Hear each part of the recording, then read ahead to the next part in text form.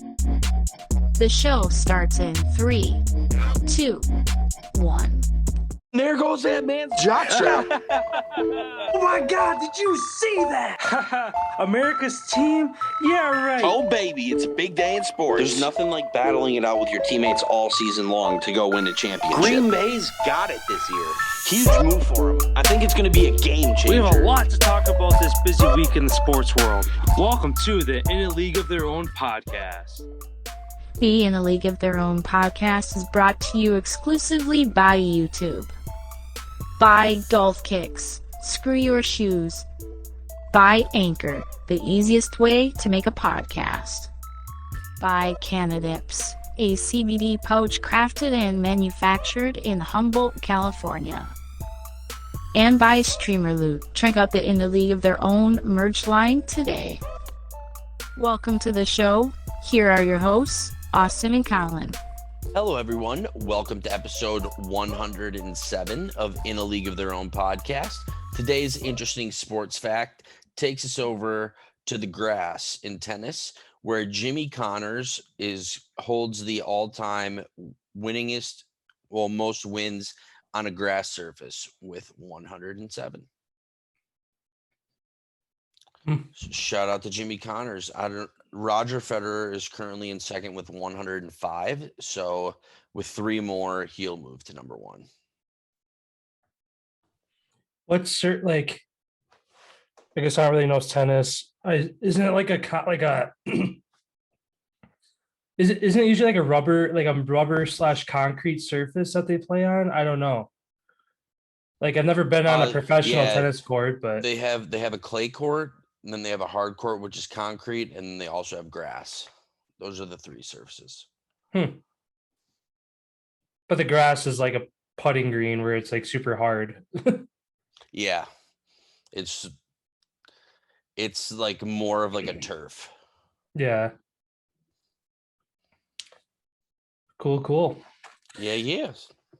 Before we dive into things today, again, everybody, feel free to check out our socials, Instagram, TikTok, Twitter. You can find those in the description link below.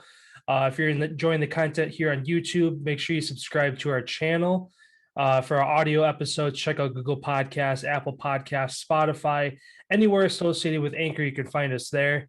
5-star ratings help us move up the charts. And lastly, our merch store, streamerloot.co. Sweatshirts, stickers, mugs, all that good stuff. You can find that over there, also in the description link below. So appreciate all the support. Let's dive into it. We got to start with last night's game. Thursday night football, probably one of the best Thursday night games I've ever watched. What are kind of your takeaways from that huge Packers win? I'm going to take away that our defense is legit. We were able to step up and stop the high-flying Arizona Cardinals offense, and also offensive side of the ball, how we were able to exchange our top three wide receivers for other three guys, lose Tanyan along the way, and we didn't miss a beat.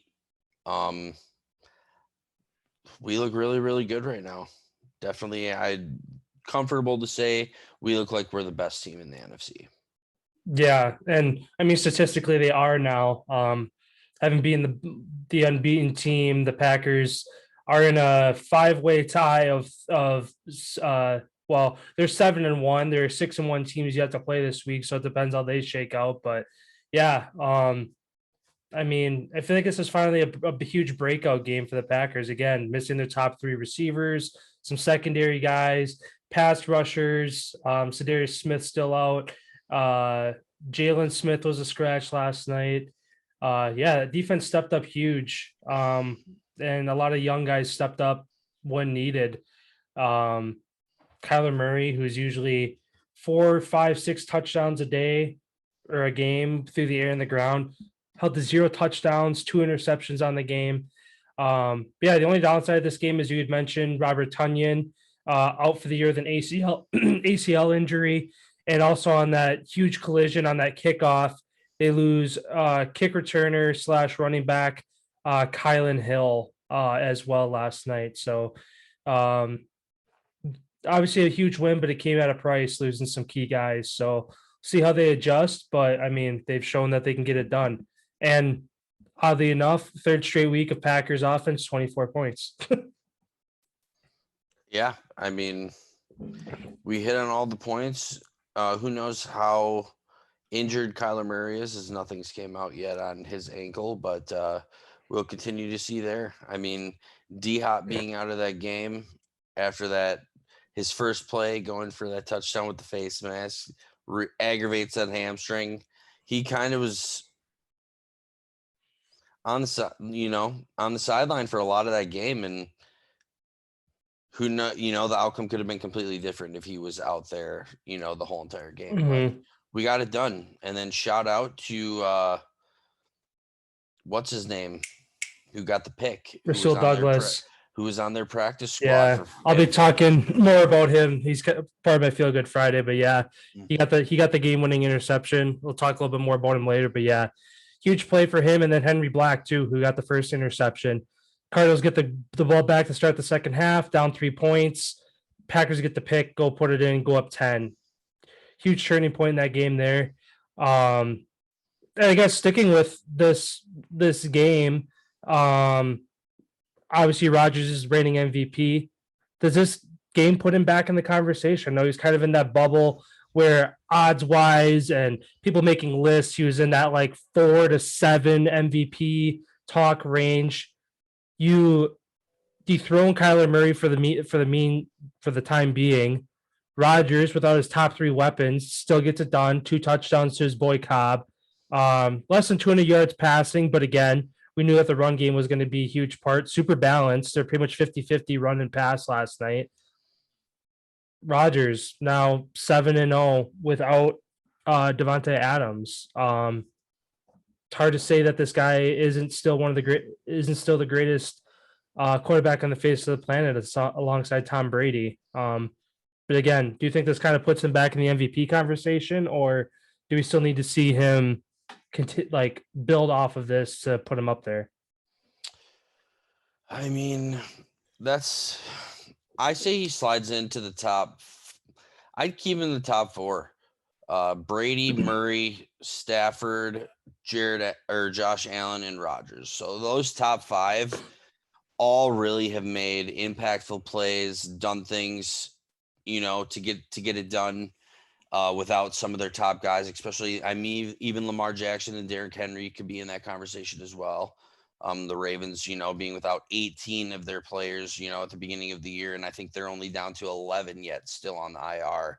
But yeah, definitely this does make a huge case where if there were sort of be like a tiebreaker at the end of the season, this I feel like would give Rodgers the extra nod on the road facing an undefeated team without your top 3 wide. Like this should be the extra piece that would just be the frosting on the cake. Mm-hmm. And right now, a lot of, I think right now Tom Brady is the favorite. He, over the past week or 2, he's kind of slid into that number 1 spot, which again, he's amazing doing what he does, leading the league for touchdowns and yards right now. But again, look at the rest of his team. Look at last week versus the Bears. They win 38-3, but again, you put a backup in there, you score a touchdown, you win that game. Like they don't need to score 38 points to win that game.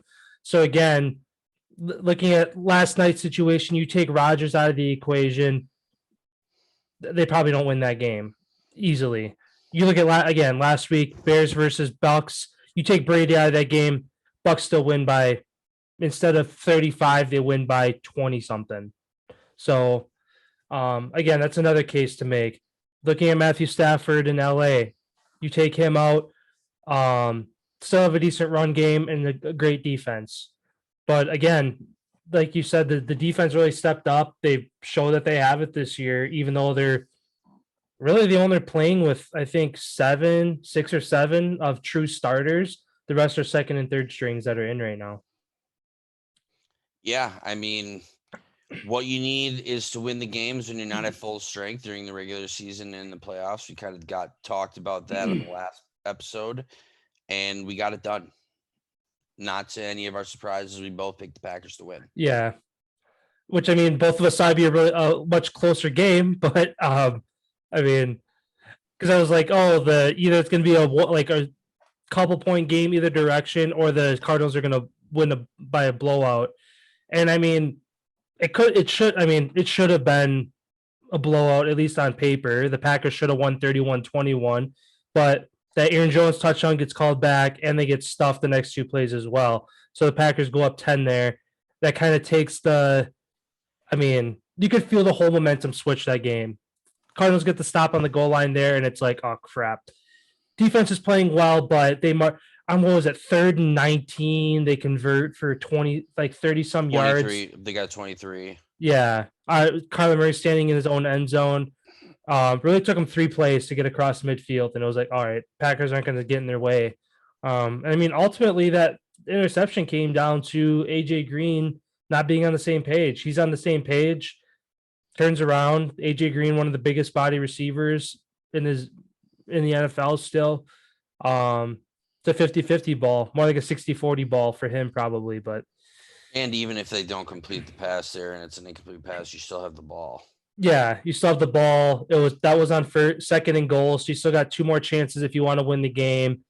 But they had no timeout, so if they come up short on like a run, that's game because they can't stop the clock. That's why they couldn't run it. Yeah, and with Kyler Murray too, after his ankle on that, him not being able to roll out to the right at all, I feel like that was the miscommunication on that play, where AJ Green probably thought that, hey, Murray's going to dash over to the side. He's either going to throw it to me on a comeback or he's going to take it as far as he can and get out of bounds. Where he literally caught the ball and he didn't even move. He just turned and fucking threw it. Like, he's definitely got to be pretty hurt. But shout out to the kid for fighting through it and almost, if he wins that game, he's MVP. Like, what a drive at the end of the game there. And also, shout out, I really want to say, like, one of the best plays I've ever seen.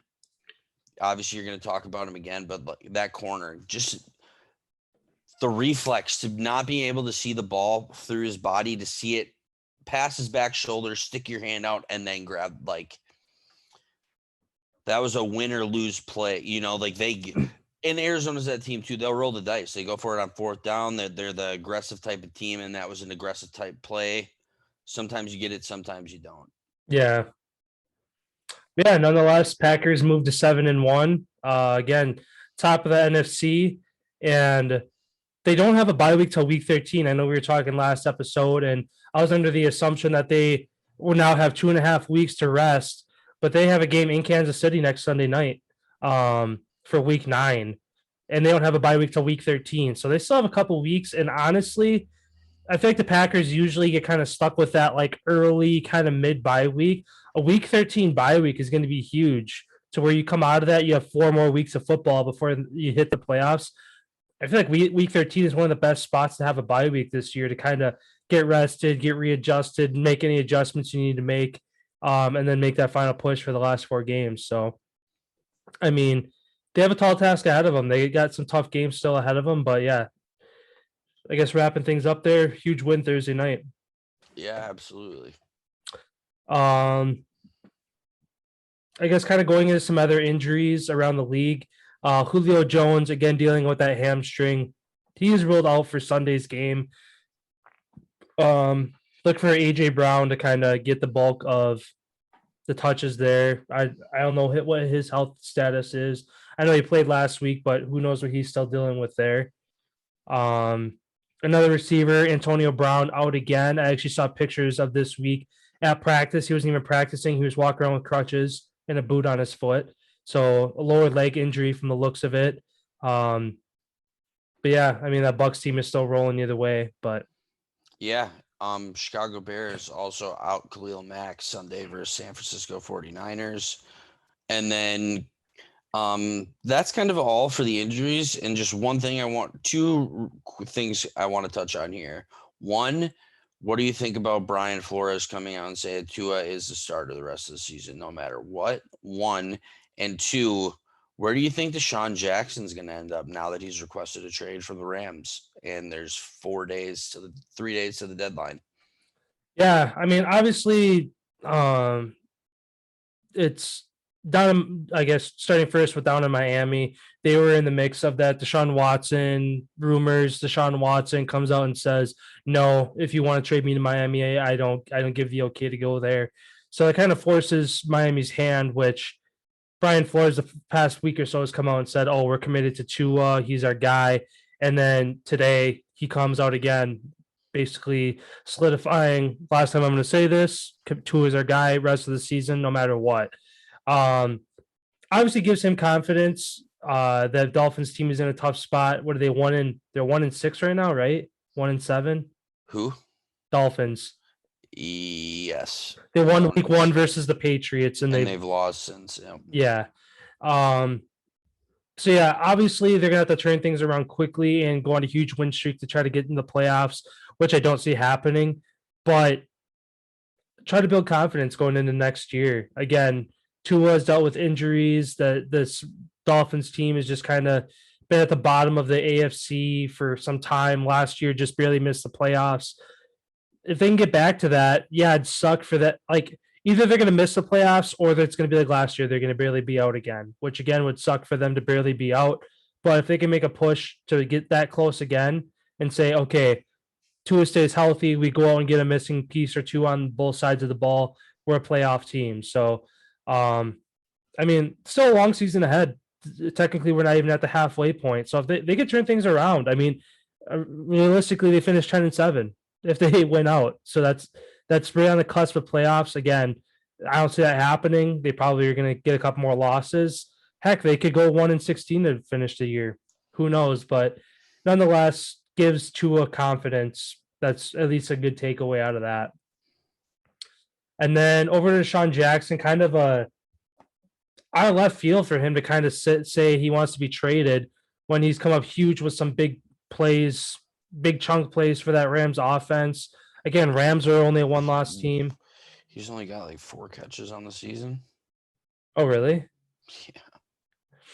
So it's more or less he wants more looks. He wants to go somewhere get more looks. And all the underthrown balls from Stafford hasn't been able to hit him on all of the ones that could have been touchdowns every single time. Like his stats this year isn't that good. And I was reading into more on that situation, and it seems like he approached McVay and basically was like, "Hey, I know you're not giving me as many what I know." Basically, I feel like they coddled to get him in there, and then him not getting the production or even the balls thrown to him that he probably was promised to come there. He's probably like, I want to go somewhere else where I'm actually going to get the ball. Like I can still do it this old in my career. I'm still one of the fastest guys in the NFL.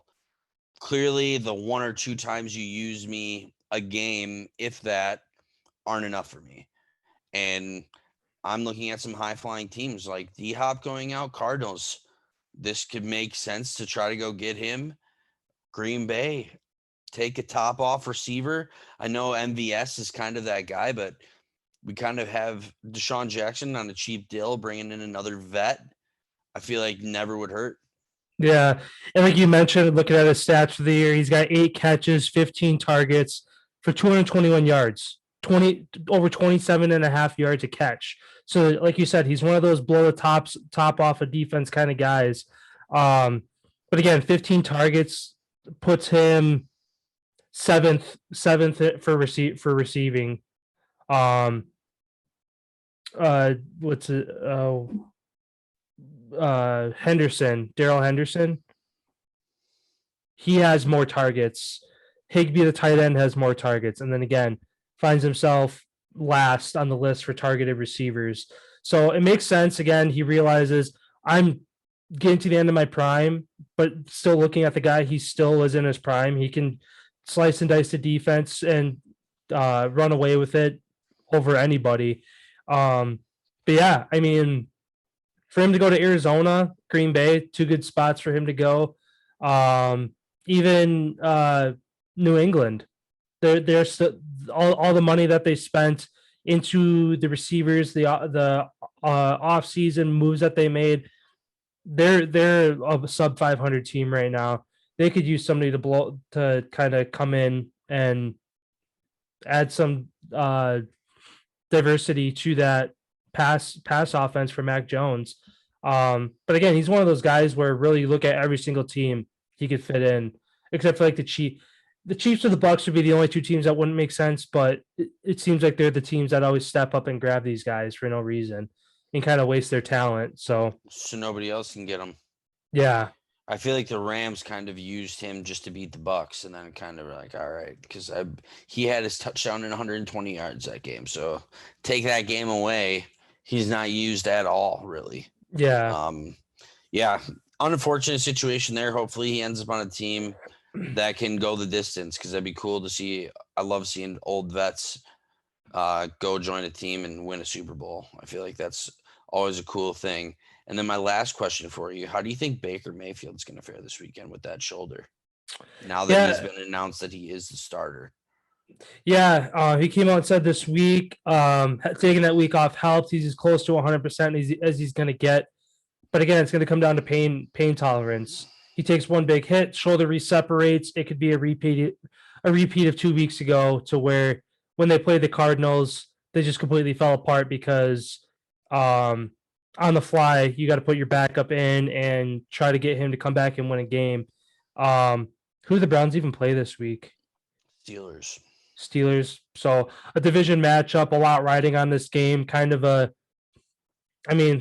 two bottom teams in that division. So whoever wins kind of gets back ahead and in the mix. Whoever loses falls that much farther behind in that division. So there's a lot riding on that game then this weekend. I don't know. I mean, it's in Cleveland, which I feel like Cleveland always plays well at home, but I don't know. The Steelers team, of course, getting that huge win over Seattle a week ago. I feel like they're going to try to come in, and Big Ben's obviously going to try to show, hey, I still got it. I don't know. Baker, as we talked about time and time again, Baker Mayfield has obviously helped turn that Browns team around, but he's not MVP-esque to where he's going to turn the game around if he's in or not in. It comes down to their run game. Like Chubb, Kareem Hunt, are they healthy? Are they in? Or is it going to be that what was his name, Johnson, that had that big Thursday night game last week? I don't know. I mean, obviously they're a better team with him, but again, he's not that MVP type of guy where, Baker's playing this week, we got the dub. Like, he's not one of those guys yet. So, and I feel like that's why he is playing, is because the Browns still aren't sold on him as their long-term franchise quarterback. So if he's able to play, I feel like he's going to try to play. And it's a broken femur bone and a torn labrum. So a broken bone and a torn labrum, I know that bone heals really quickly, but that torn labrum, that's not going to go away until you get that surgically repaired. So I don't think he makes it through the full game this weekend. I think we're going to see Case Keenum under center. Yeah, and kind of what we were talking about last week, they get the win over Denver. They lose that game. That might force Cleveland's hand to say, "All right, Baker, get the surgery. We're down this year." But again, they're 4-3. They're above 500, still in the mix for a playoff run. Now, if they lose, fall to 4-4, down on the head-to-head to the Steelers, so they'd have to beat them the other time this year just to tie that head-to-head. If they lose this weekend, do they maybe go to last place in the North? Yeah. And I don't think they're going to catch Cincinnati or Baltimore. No. So they'd be playing for a wild card spot, but which is a long shot. Yeah, because you look at the AFC West, aside from Denver, all three of those teams are playoff teams right now. You look at the South, Colts could turn things around, be a wild card team. Titans are well on their way. And then obviously in the East, Buffalo, they're kind of standing out. New England, only 2 games back. I feel like if they can get a win against them head to head this season, because they already played once, correct? Patriots in Buffalo? I don't think they have.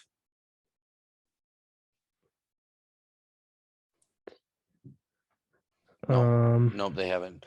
They played December 6th, and then in 2 weeks or 3 weeks, the 26th, the day after Christmas. So that's going to be some meaningful football games down at the end of the season, playing the team who is going to be right behind you in the standings, hoping to knock you off that horse. Yeah. But again, that I guess back to that Browns team, I mean, it's early. Again, it's hard to say, oh, this is a desperate win situation, make or break kind of game, but it kind of is, because I wouldn't be surprised if the Browns lose this game, if they scratch Mayfield for the rest of the year and say, go get your surgery so that you can be ready for next year. Which, if they do that, then obviously If they want him. Yeah, because again, huge rise in salary. There's going to be there's a lot of guys on 1-year deals going to be moving around next year. And 13 quarterbacks from college coming in. Mm-hmm. And yeah, looking at, I didn't realize how kind of Mayfield only shy of 1,500 yards on the year, 6 touchdowns, 3 picks. The 3 picks is good for him, not throwing that many picks, but only 6 touchdowns through 7 weeks, given he's only played 6. Jarvis Landry and OBJ as wide receivers. Yeah. And Austin Hooper. He's not a thrower. David Njoku. He's a game manager. He's not a aired out franchise quarterback. Mm-hmm. He's a guy that can manage a game and hope to God that he just doesn't turn the ball over. Pretty much. But outside of that, I don't know. I don't know what the Browns are going to do going forward. We'll have to see. Yeah. And the last bit of news I have here for the NFL, a trade that happened essentially right after the game Monday night, Saints Seahawks. Mark Ingram back in New Orleans after getting traded from Houston. Obviously a great situation for Ingram, go from a Texans who are a 1-win team to the Saints who are right there in the mix as a playoff team this year. Gets reunited with Kamara. I know Kamara is super excited. As much as, Kamara has loved tearing up these teams, and for myself, having him as my fantasy running back, it's fun. It's awesome watching him have the production he has. But at the same time, it's a long season. He needs somebody reliable. He needs a vet who can step in on when he needs a breather or on a third down to take that wear and tear off his body. So I know that team's excited to get him back, and we'll kind of see how much they use him going forward this year. Yeah, and just like I said on Wednesday as well, this now makes the possibility for a 2-headed monster out of the backfield for New Orleans. Take the pressure off of Kamara, like you just stated. And I feel like he's also a reliable weapon out of the backfield as well to catch some passes. Remembering when him and Drew Brees were together, he'd catch a lot of those swing passes, screens, and take it to the house because he is a dynamic running back. So I feel like this is a great pickup, especially right before you're about to face your division rival in the Bucs. Yeah, which I guess kind of talking about that game, as you mentioned it, it's kind of somewhat of a revenge game for Jameis. He spends the first couple of years of his career down in Tampa, goes up, sits a year behind Drew Brees, had some time there with Drew being out with injury, and now this year has solidified himself as QB1. I know in the couple pressers this week, he's talked about not letting the emotions get too high, trying to keep a level head, but still saying, I want to beat my old team, just like anybody does. What do you the Bucs, I don't know what the spread is, but I'm assuming the Bucs are favored in that game. Do you think the Saints have a chance? And do you think Jameis finally takes the lid off this week and balls out, even though he's, still efficient, but is only good for 150 to 250 yards a game? He's not a 300-400 yard guy. I feel like they definitely have a chance, just like any team on any given day has a chance to beat anybody else. But also, it's going to come down to how they start the game. If they start slow, Bucs are going to dog walk them just like they did to the Chicago Bears, who have a great defense. Saints also have a great defense. Offense has been hit or miss this year. So if they can't get going early against the Buccaneers defense, it's going to be a long game for them, as Tom Brady and the Bucs are going to do what they do. Score touchdowns, run time of possession, just stat pad basically. And that's what they do. And they kick everyone's ass doing it, especially last week against the Bears. I feel like that they kind of showcase that to the league that, hey, we're coming for every single team. Watch how many points we're going to score. Mm-hmm.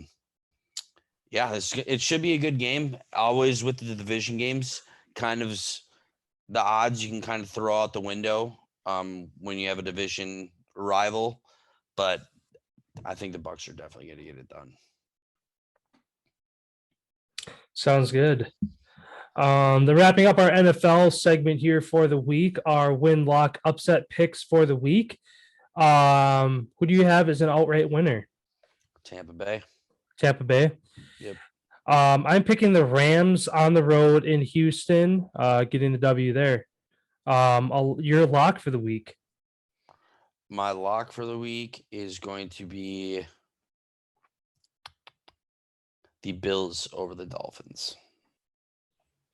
Sounds good. I'm taking the Bengals over the Jets. Bengals on Mike White. No one knows, no one has any film on this guy. No one knows what he can do. So it could be one of those crazy games where this kid makes himself a career. Yeah.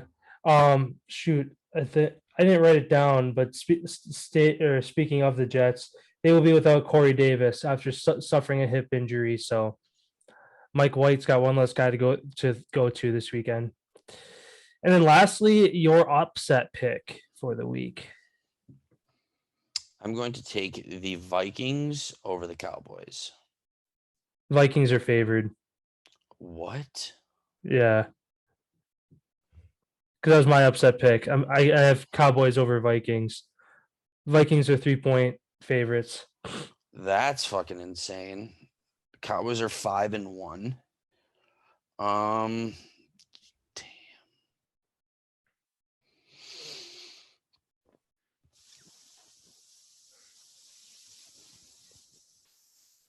Who's favored in the Patriots Chargers? Chargers 4.5. It's kind of a shot in the dark, but again, are Colts the dogs against the Titans? Colts are favored by 2.5. Oh my God. What about the Falcons over the Panthers? Falcons favored over the Carolina?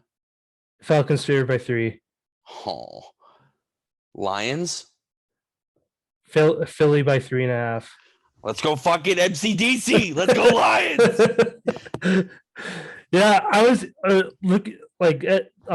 Eagles on the road again, inconsistent. Lions hopefully get their first win of the year. Otherwise, another game I was looking at, again, shot in the dark, but would be the epitome, the definition of an upset.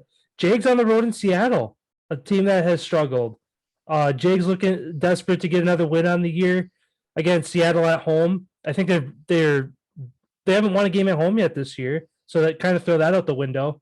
I didn't pick them, but again, that would be a. I'm going to take New England, actually.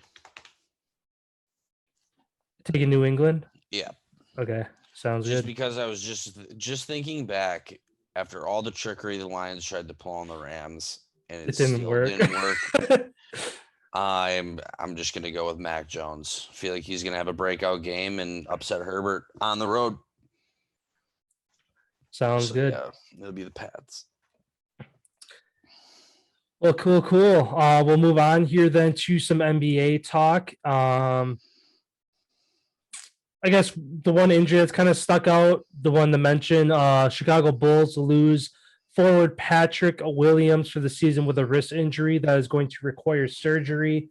That team's still rolling, but nonetheless, big part of that Bulls team that they're going to be without that. Somebody's going to have to step up and fill that place. So, that's kind of really the only injury worth noting. I guess not injury related, but more or less suppressing their play a point that's kind of come up a lot recently. James Harden struggling to be productive on that Nets offense. Yeah, because he's not getting those fucking pussy calls that he used to get Yeah. 40 times a game. We called it at the beginning of before the season started.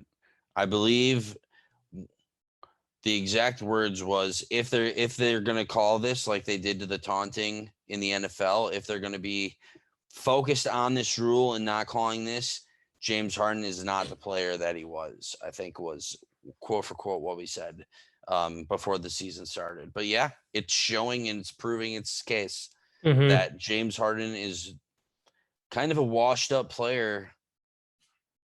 Obviously, he still has his sick moves and his occasional one good game that he'll have in a week.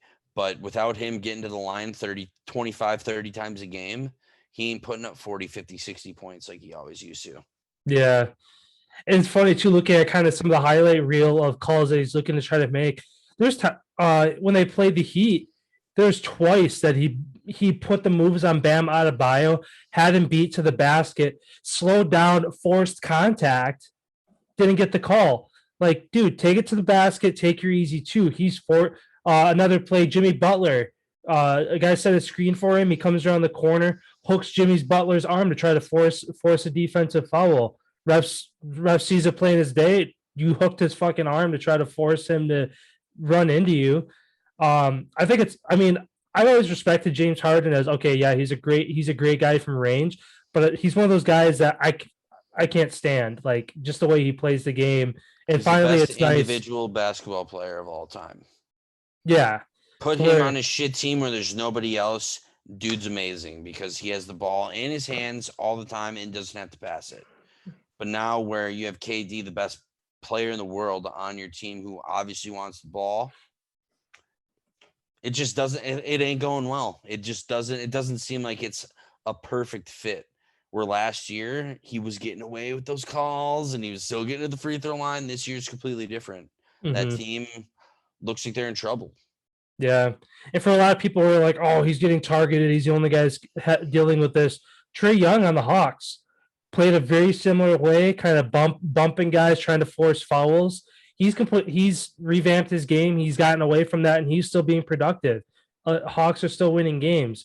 So, I mean, Harden's later in his career. He's been around for a long time, so it might be harder for teach an old dog new tricks. But if he wants to stay relevant and help this Nets team win and put points on the board, he's going to have to adapt his game to try to get more isolated shots, where instead of him trying to make a tough shot over a guy and get the foul call and either go to the line or get an and one, he's going to have to just start knocking down shots like the other 99% of the NBA has to. So, yeah, it's an interesting situation there, but we'll kind of see again if he's going to adapt or if he's just going to run that Nets team into the ground, because again, without Kyrie, KD is running the show, and with these super teams that are forming across the league, KD's not going to be able to do it himself, even if he is the best player on the planet.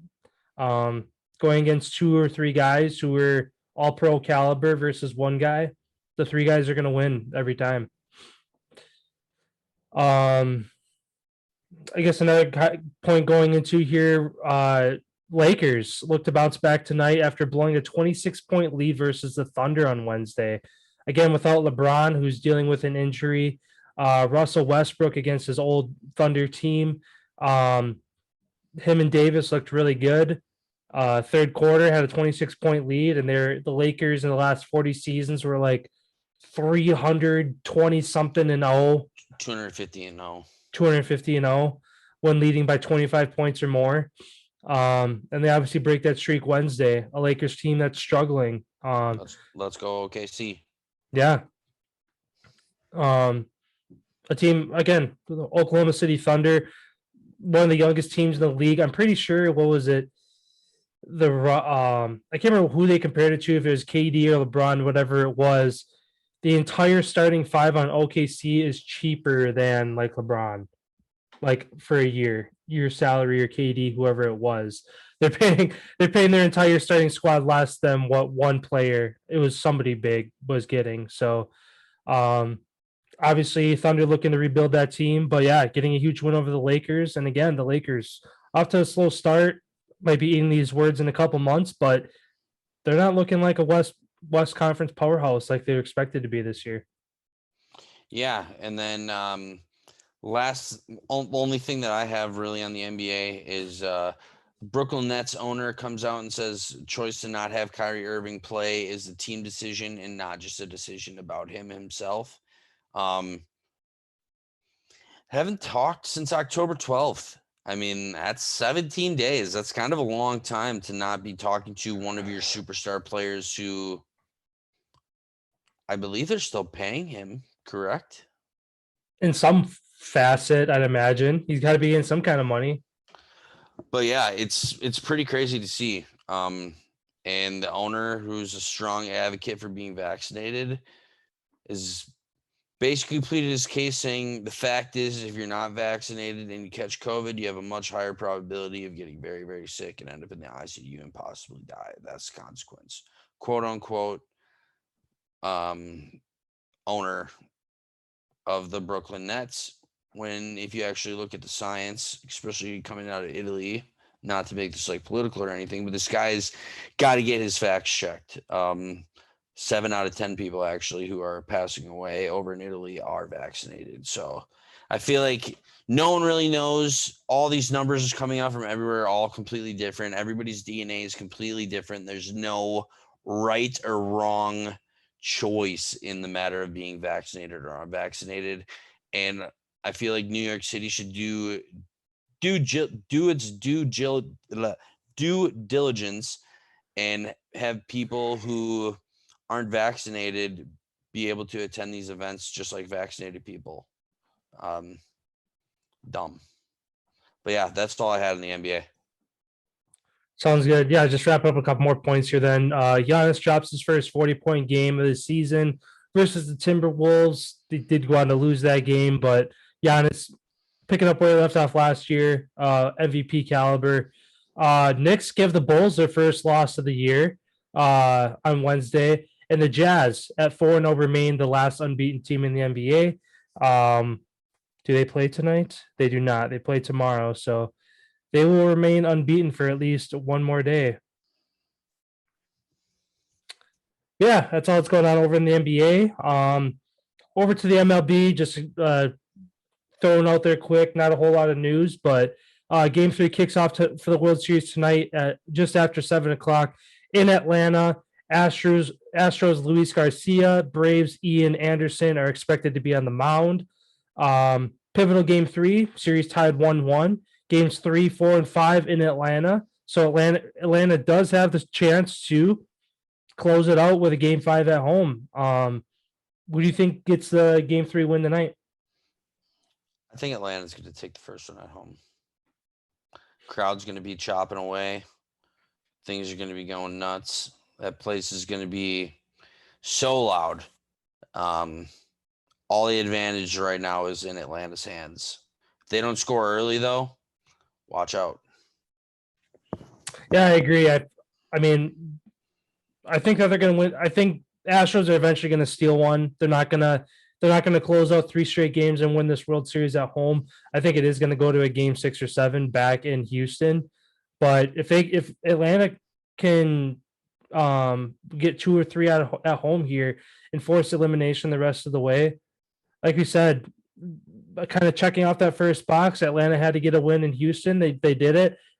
Kind of checking that second box. If they get a win in Game 3 or 4, they're on the right track to kind of go the distance. Yeah, should be a good game tonight. Yeah, should be. And then over to the NHL here. What's the latest over there? So latest going on in the NHL, obviously through the midst of the Chicago Blackhawks scandal, sexual assault case that has gone on, Florida Panthers coach Joe Quenneville resigns and assistant coach Andrew Burnett takes over, as Joe Quenneville thought that this would just be a proper thing to do. Him and the NHL agreed that he needs to step away, and he said that he wanted to step away himself after this whole thing surfaced, and doesn't see himself putting himself back into a hockey space until he knows that every single place in hockey is safe. He can't believe that this whole thing happens. Also tied into this thing, Winnipeg Jets GM Kevin Cheveldayoff. He is not going to be disciplined for this action, as he was the assistant GM in the 2010 season when that happened. So he kind of really had no ties to really what was going on. However, turns out all documents and stuff have been deleted, erased, whatever. Nobody knows what's going on, and the Blackhawks have denied to comment on whether or not they're going to investigate on the deletion of all that stuff. Also, Chicago Blackhawks owner asks for the convicted sex offender's name, not going to say it, to be removed from the Stanley Cup. Also, the NHL says that they have to they have like some committee or whatever to figure out how hard that would actually be to do that. Because I think that they would have to redo the whole entire layer of the cup, like all the names just without that one, and like fill it in. I have no idea how that would work because it's engraved in a piece of metal. So I have no clue how they would go about covering that up. But yeah, that's where that stands right now. And I kind of was talking to one of my buddies yesterday actually on this thing. I feel like the NHL really wanted to do right. All the members of that Chicago Blackhawks team of that 2010 season should also all be let go, because they also knew that this was going on, as Jonathan Toews just came out and said that they all knew the following training camp, and this has been 10 years since then, and nothing is like that can't happen. Obviously, Patrick Kane being involved in that as well, being a superstar on the end. Who knows what the NHL is going to do regarding this whole situation as far as when it comes to the players. But yeah, I'd like to see some action. If they're going to start axing coaches and GMs of other teams, you might as well come after the players too, because they were a part of it too. You can't just turn a blind eye to the fact that one of the people involved, not involved, but knew about the situation, could have said something, didn't. Mm-hmm. Just interesting situation. Yeah. Carolina, though, cruises last night, remains unbeaten. They beat the Boston Bruins. I think it was 3-1, 6-3. Let me check here. 3-0, actually. Shut out. So awesome for the Hurricanes to see them rolling. For those of you who are also Spittin' Chicklets fans, as well as myself, they actually had who they have on, but the current player of Carolina they had a little thing, and they were talking about Rob Brindamore, their coach, and how one of their workouts they do is an aerial assault bike, and you have to keep your heart rate at a certain pace for a certain amount of time, and it's all set on all these machines. Well, Brindamore, their coach, loves to compete with the boys and win, and then fucking rub it in everybody else's face that he passed it, yada yada yada. They also asked him, because he's jacked as a coach. Turns out he rips 2 days for workouts. Comes in before the boys, and he comes in before pregame and just gets a workout in around 2:00. That's why this guy's just jacked. But a lot of the players really look up to him as he's still doing it. Former player, Stanley Cup winner, now coach, who continues to still put that work in. I feel like having a coach buy in and be working that hard to be right there with the team, I feel like that could be a huge reason that camaraderie and that team is super close, and they're unbeaten, 7-0. So shout out. I mean, that's pretty incredible. Or excuse me, 6-0. Florida was 7-0. Sorry. But yeah, unbelievable there. And then Flyers catch a W last night. They become 4-1-1 on the season. Nice little turnaround from their start. Kraken also pick up a win last night. Pretty cool to see them kind of rebound from their shit start that they had, now putting a couple games together. Have you watched any of their games yet? I watched the first one, and I watched the Third one, who did they play? The one right before the Flyers, whoever they played, was that Oilers? Vancouver, I think. Vancouver. Yeah, I watched both of those. Yeah. Have you seen their TNF cam that they have TNF in their cam. arena? The guy from Pittsburgh. Have you seen? Oh, with yeah, yeah. His mug shot for like the team. He's got fucking crazy eyes. Yeah, and it's so funny. He actually explained the stories on Spin 2 episodes ago on how he just came in, not even ready, whatever, just snapping pics. And he's like, it just seemed really weird how like the person who took the camera asked if I wanted to redo the pictures like 15 times. His assistant, like agent, asked if he wanted to redo his headshots a couple times. He just said, no, it's just a fucking picture. It's just a picture. And he had no idea that that's what it looked like until he literally saw it in the book, like printed out after. And he's just like, oh, that's why they wanted me to, to redo it. He didn't even have any idea that that's what it was. But yeah, they have a TNF cam in Seattle where they put his picture up on the Jumbotron and then they scan. It's like the kiss cam. Go over to somebody and they fucking just bug out. It's pretty cool. Seattle's got a pretty romp.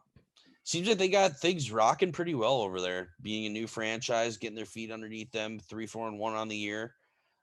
Canadians finally bounced back, get a win over the Sharks, who were a really good team.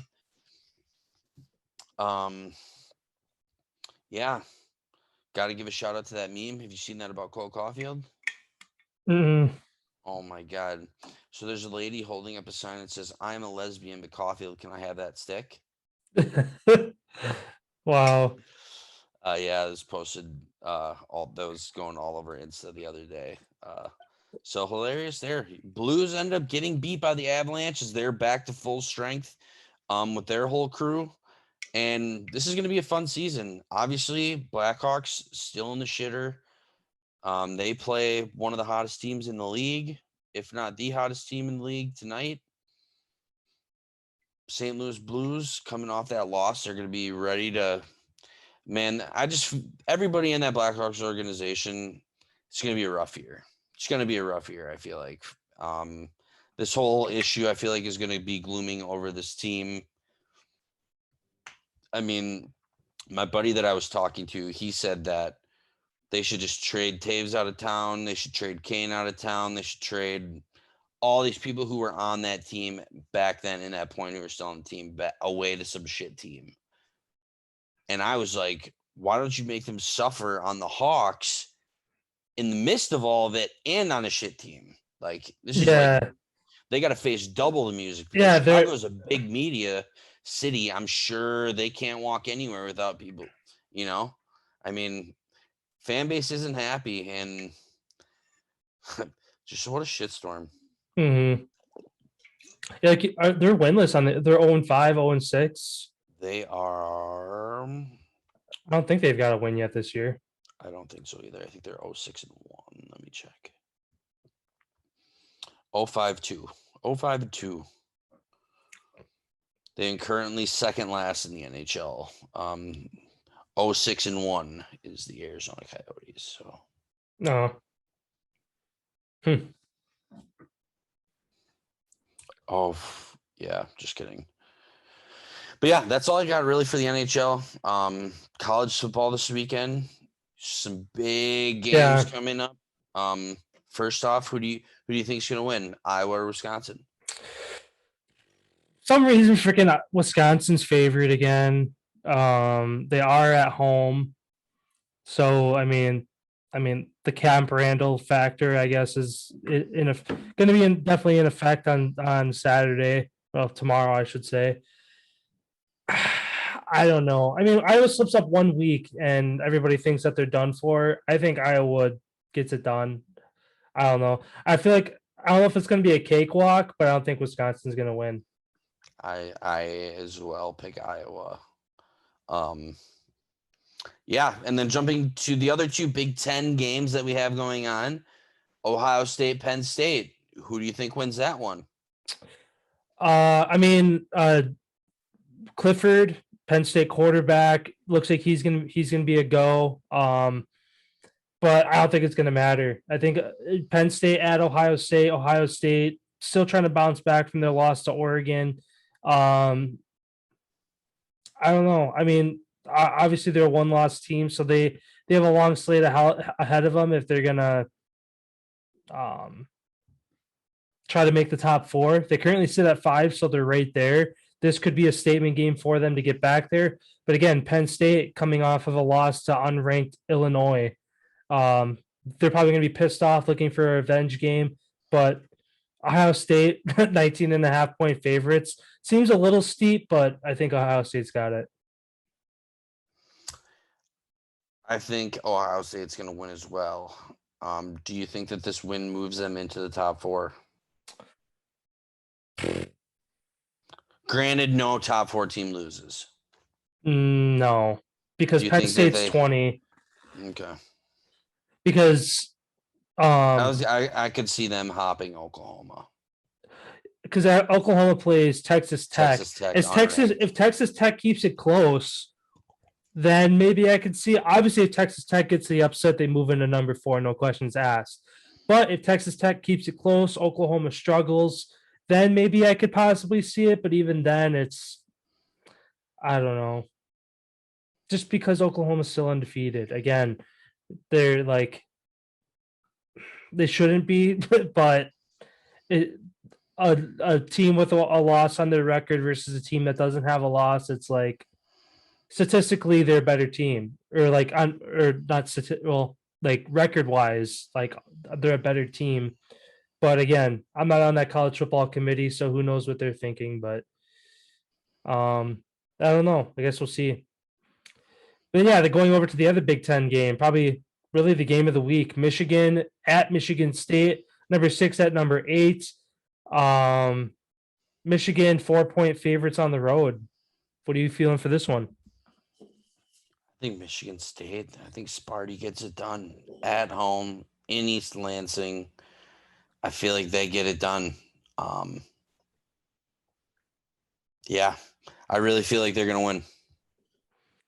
Yeah, I mean, I think it's really a toss-up. I mean, because Michigan State, home team, gets 3.5 points no matter what. You take that away, it's a half-point spread. In college, I don't think they have that. Oh, they don't? I don't think so. I don't know. I mean, pulling up Michigan State's last couple weeks here, they barely beat Indiana last week, which, I mean, Indiana's no pushover, but their season was on the line there. A couple weeks ago, had to get that win in overtime versus Nebraska. I don't know. I mean, for the sake of Michigan, and I guess playing the other side of the coin, I'll say Michigan goes on the road and gets it done.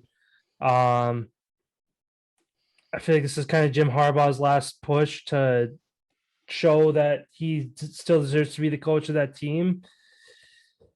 I mean, it's going to be a close game. I think it's going to be and it's a matter of two different kind of sides of the coin too, because Michigan, I feel like, is they want to have a lot of time of possession. They have super long drives. And then on the flip side, Michigan State, who's their receiver? Reed? Yeah, Jaden Reed. They try the big chunk plays to him. So it's kind of two different offenses where Michigan's going to try to slow down the game. Michigan State's going to try to come out and score quick. It's a matter of who can keep the pace of the game, how they want it. But yeah, I'll say Michigan gets the win on the road. Couple other games to mention here. Georgia at Florida, number 1 at Florida. Again, an SEC matchup.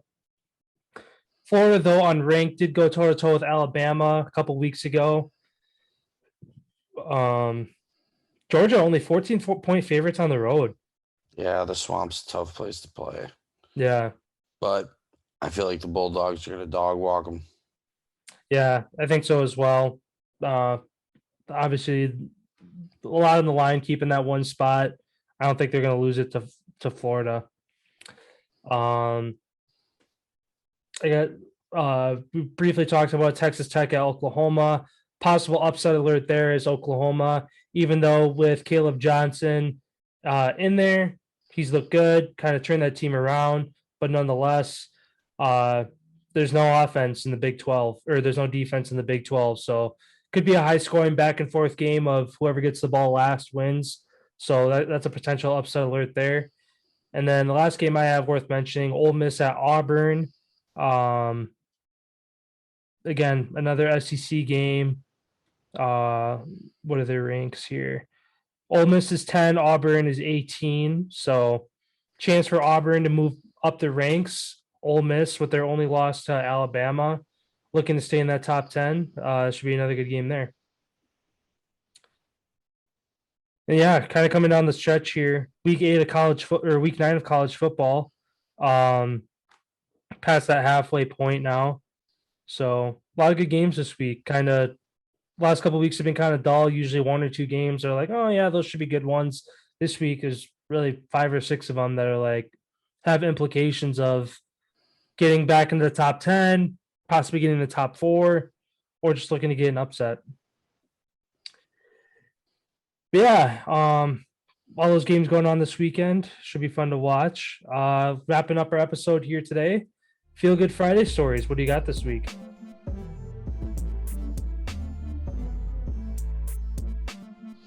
Yeah, so I kind of have 2 moments here. First, talking about Georgia, just like we were, running back Zamir White, who is their top running back in the country. His story about how basically he was so little when he was born that literally they gave him 2 weeks to live, and he came back. Turns out he was 1 pound. Yeah, so really, really small. And his mom said, we're not terminating this. No matter what's wrong, we're going to let him be born, do all that type of thing. And his grandmother, who told his mom that the doctor is not God and doesn't have the last say. If he comes out and takes a breath and goes, he goes. If he stays alive, stays alive. Whatever the case may be, turns out ended up becoming the top running back in the country for Georgia. He's definitely going to be – he's not NFL potential this year, 2022. So next season he'll be able to enter the NFL draft. I think this kid is going to be top 5 pick. He stays healthy. He reminds me of Adrian Peterson back in the day, running for Oklahoma. Strong, fast, powerful runner. Not one of these just small little guys that the Aaron Jones, like the small little running backs kind of that we saw that little flux come through. But yeah, so that was my first Feel Good Friday moment. Shout out to Zamir. And then second, just real quick, just about the longevity of LeBron. He actually played against one of his son's former high school teammates this last week in Zaire Williams. He just said it was really weird because I remember watching this kid play in high school with my kid. And now I got to play against him on the court. So I just thought that was a really cool moment. Shout out to both of those guys. And yeah, that's got to be pretty strange playing your friend's dad. Yeah. And when you word it like that, it's definitely, I mean, it's like, hey man, we playing video games today? Yeah. Oh, I got to get off at 5 because I got to play your dad tonight down at the Staples Center. Yeah. Oh, that's funny. Yeah, my story for the week, again, circling back to that Thursday night game last night.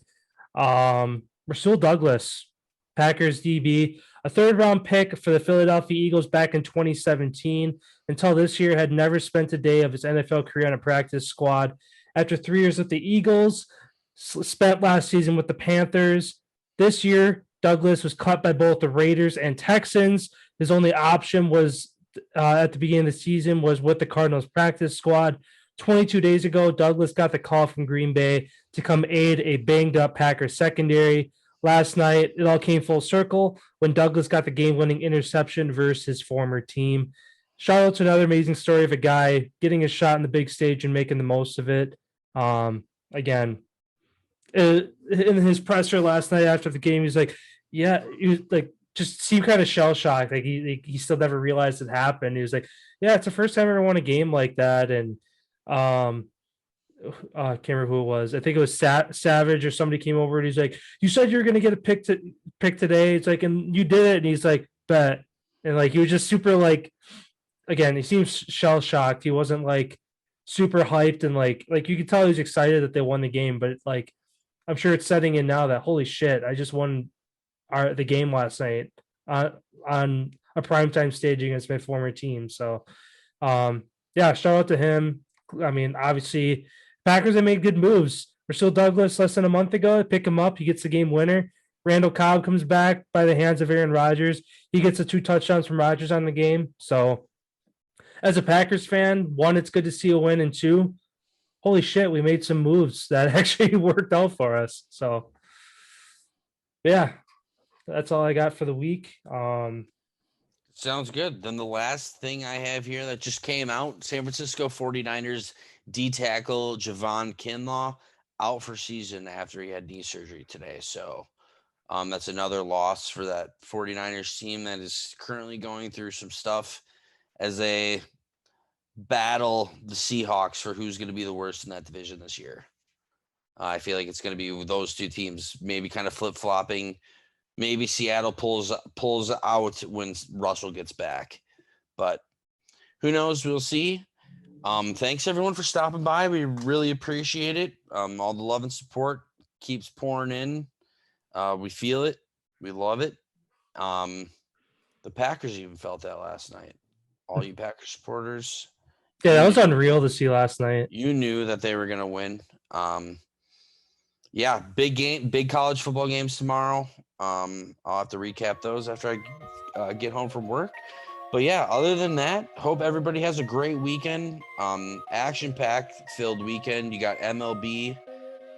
Could be finishing up this weekend, World Series. You have hockey and the NBA going on at the same time. And then you also have college football and the NFL kind of right around those times of year where the games really mean a whole bunch. So have a great weekend, everyone. Stay safe, and we will see you guys on Monday.